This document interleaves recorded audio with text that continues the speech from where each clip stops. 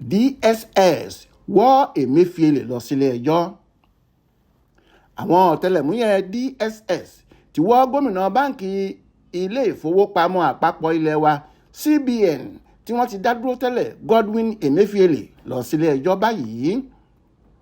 Ọjọ́bọ̀ tọ́sídẹ̀ẹ́ ọjọ́ 13 oṣù keje ọdún yìí ní ilé-ẹjọ́ tó ga jùlọ l'Àbújá pàṣẹ pé kí wọ́n wọ́ ọkùnrin náà lọ sílé-ẹjọ́ tàbí kí wọ́n tú u sílẹ̀. Adájọ́ náà ní dídè tí wọ́n de Emefiele mọ́lẹ̀ láì ní pàtó ẹ̀sùn kan tí wọ́n fi kàn án kò dáa, bẹ́ẹ̀ ni kò bá òfin mu.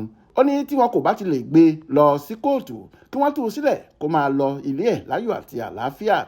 Agbẹnusọ àwọn DSS Peter Afunaya sọ pé lóòótọ́ ni ilé-ẹjọ́ pàṣẹ pé kí àwọn gbé ọ̀gá báǹkì àpapọ̀ ilé wa tẹ́lẹ̀ yìí lọ sílé-ẹjọ́ táwọn sì ti ṣe bẹ́ẹ̀, ṣùgbọ́n ọkùnrin náà kò sọ àsìkò àti orúkọ ilé-ẹjọ́ tí wọ́n gbé Emefiele lọ. Tẹ́ ò bá gbàgbé, ọjọ́ 9 oṣù kẹfà ọdún yìí ni ààrẹ Bọ́lá Tinubu dá Emefiele dúró gẹ́gẹ́ bí gómìnà ilé ìfowópamọ́ àpapọ̀ tó sì ní kí igbákejì rẹ̀ Fọláṣọdún Adébísí Ṣónúbì máa bá iṣẹ́ rẹ̀ lọ.